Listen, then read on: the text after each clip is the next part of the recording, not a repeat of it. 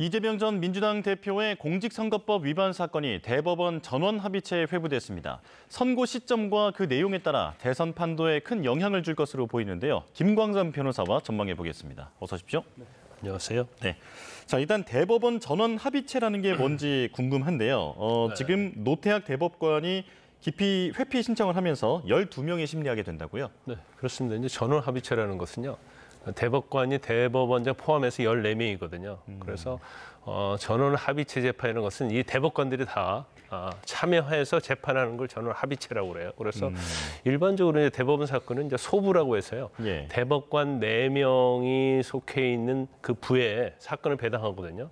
근데 경우에 따라서는 이제 기존의 판례를 변경한다랄지 아니면 이 전원합의체 내에서 의견이 팽팽한다랄지 이제 그런 경우에는 전원합의체 회부하도록 돼 있고요.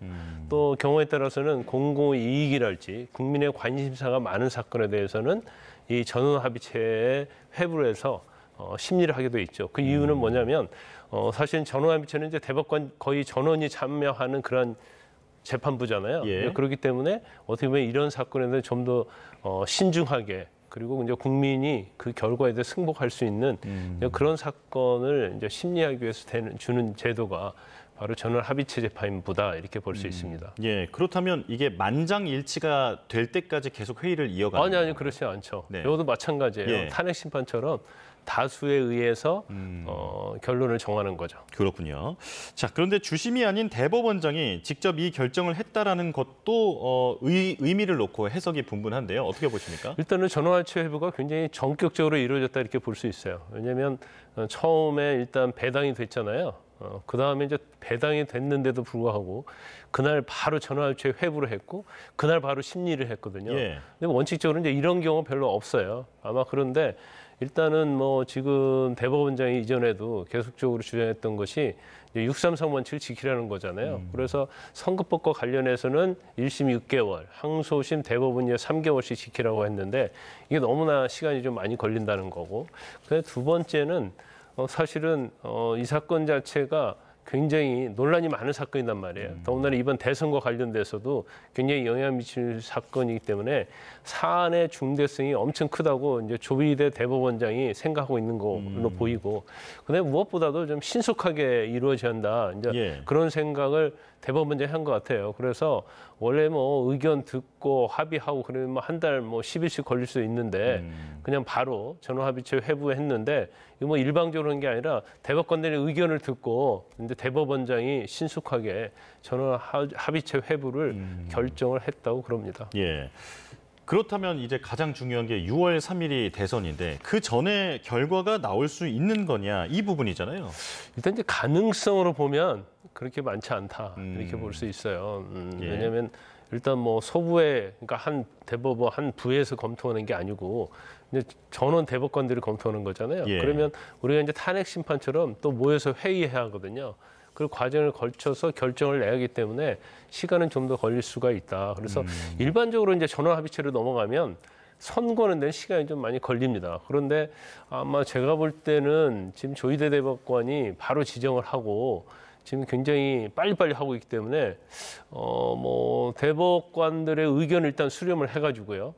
이것이 6월 3일 이전에 결정을 내리는 게 사실 이제 사회적 혼란도 많고 여러 가지 논란이 있는 것을 잠재울 수 있다. 이렇게 대법관들의 어떤 회의에서 일치된 견해가 되면 제가 볼 때는 뭐 굉장히 신속하게 결정을 내릴 수 있다. 그리고 이게 사실은 이제 심리를 하는데 서면 심리예요. 예. 그래서 어떤 다른 재판이랄지 탄핵 심판처럼 심판 뭐 변론기를 정해가지고 뭘 하는 그러한 사건이 아니거든요.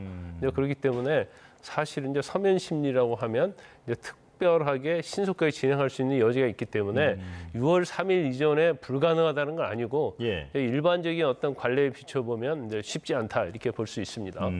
그렇다면 이 대법원 전원 합의체에서 나올 수 있는 그 이제 결정은 몇 가지 경우의 수가 있는 겁니까?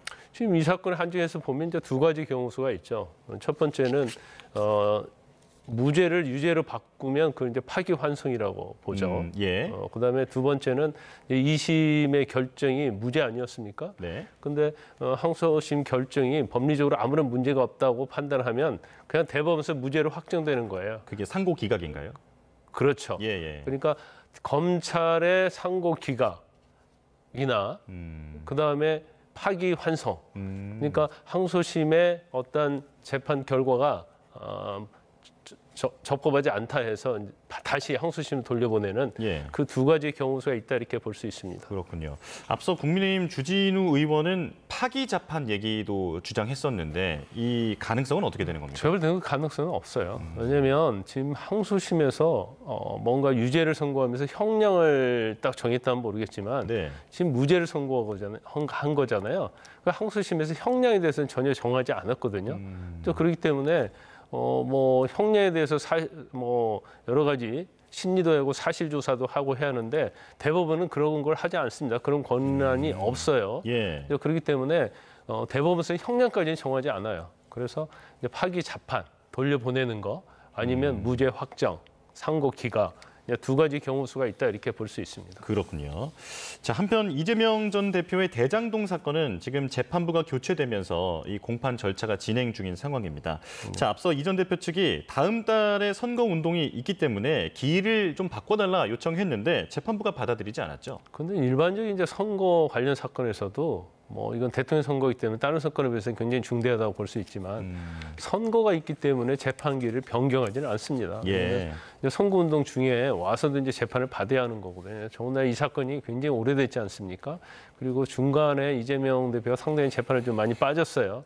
그러니까 만약에 뭐 그 편의를 봐준다고 하면 그건 특혜가 아니냐 이런 논란이 나올 수 있고 뭐 경우에 따라서는 이제 5월달 재판을 하면서 뭐 아마 탄력적으로 뭐 재판을 연기해 줄 수 있는 그런 경우도 있을 거예요. 그런데 지금 아직 5월 되려면 시간도 있고 하는데 그냥 뭐 그 기일 변경을 받아줄 수는 없는 재판부의 입장이 있는 거죠. 그렇군요.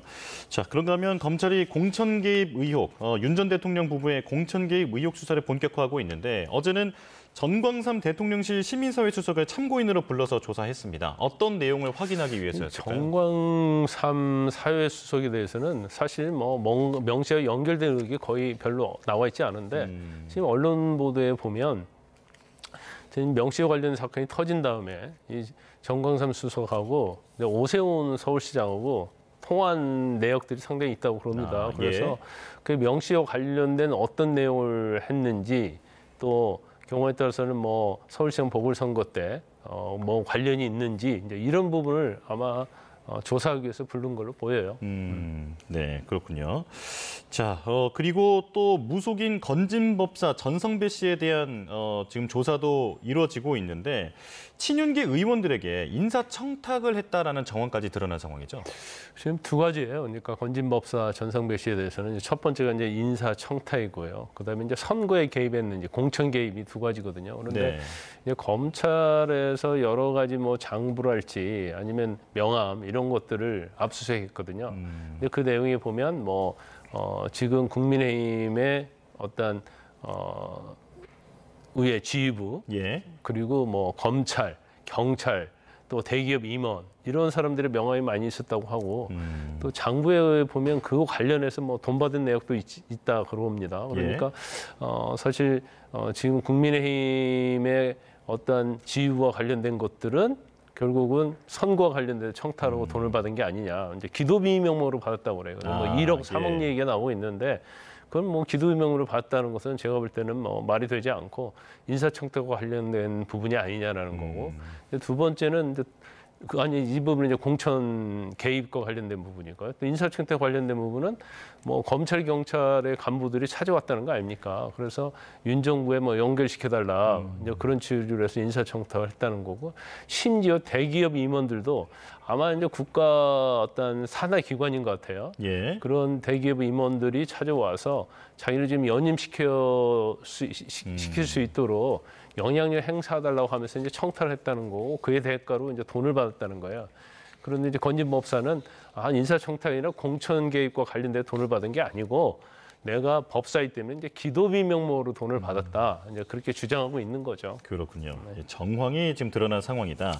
자, 어제 정치 브로커 명태균 씨의 공판이 열렸는데 이준석 당시 국민의힘 대표가 명 씨에게 김영선 전 의원을 파리 대사로 보내는 방안을 제안했다라고 하는 운전기사의 증언이 나왔습니다. 이게 대가성 여부가 핵심일까요? 뭐 그렇죠. 일단은 뭐 명태균 씨가 김영선 씨에 대해서 이제 처음에 보궐선거 때 영향을 미쳐서 공천 개입을 해서 결과적으로 이제 당선이 됐지 않습니까? 이제 그 다음 선거에서도 과연 영향을 미쳤느냐, 그거 관련해서 대가를 받기로 했느냐, 또 뭐 세비의 절반을 받은 걸로 지금 언론 보도는 돼 있잖아요. 그래서 김영선 대사직 제안도 이건 이 내용 자체는 이제 그런 것 같아요. 이제 그 운전기사잖아요. 예. 운전기사가 이제 명태균 씨와 관련해서 그 얘기를 들었다는 거거든요. 그래서 저 진술의 이제 신빙성이 이제 어느 정도인지는 모르겠어요. 근데 이준석 의원은 자기가 그 당시 성상남 이런 걸로 국민의힘에서 어떻게 보면 모해를 당해가지고 쫓겨날 판인데 내가 더군다나 윤 전 대통령이 파리 대사를 갖다가 뭐 해달라고 요청할 수 있는 그런 직위도 아니었고 여러 가지 어려운 상황인데 이제 전 말이 안 된다고 부인하고 있어서 저 진술의 신빙성이 증언의 신빙성이 얼마나 있는지는 뭐 판단하기 좀 어렵다 이렇게 봅니다. 예. 자, 그리고 김건희 여사가 지금 그 변호인 선임계를 제출했다고 하는데 그렇다면 검찰의 소환이 임박했다라고 볼 수 있는 겁니까? 그렇죠. 일단 검찰하고 소환을 조율 중이다 이렇게 볼 수가 있어요. 그래서 일단 뭐 소환을 요청을 하니까 결과적으로 이제 변호인이 필요하지 않겠습니까? 또 조사 받을 때 이제 변호인이 당연히 입회를 해야 하고 본인이 공천 개입을 했는지 안 했는지 여부에 대해서 또 사실 의견을 또 내야겠죠. 그래서 이제 변호사가 필요하기 때문에 냈다고 볼 수 있고, 근데 중요한 부분은 뭐 여러 개가 있죠. 이제 명태균 씨와 관련해서 이제 공천 개입을 했느냐, 특히 김영선 전 의원과 관련된 부분이 있고요. 그 다음에 이제 김상민 전 검사와 관련된 부분이 있거든요. 그래서 김상민 전 검사를 도와주면 뭐 어떻게 해주겠다 이런 부분들, 그리고 윤 전 대통령 관련된 뭐 81번의 여론조사가 있는데 그게 한 3억 7천만 원 정도 여론조사 비용이 드는데 그와 관련해서 김건희 여사가 어떤 역할을 했느냐, 뭐 이런 부분을 지금 검찰에서 조사할 예정에 있습니다.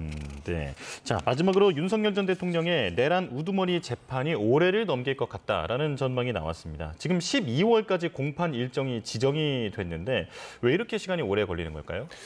일단은 이게 내란죄에 관련된 거잖아요. 그럼 여기에 관련된 증인이 일단 많다 이렇게 볼 수가 있고 또 피고인도 네. 굉장히 많지 않습니까? 그러면 사실 뭐 증거에서 진술한 사람이 500명이 넘다 안 넘다 이런 얘기 나오고 있어요. 그런데 제일 지금 핵심적인 증인만 해도 38명이라는 거잖아요.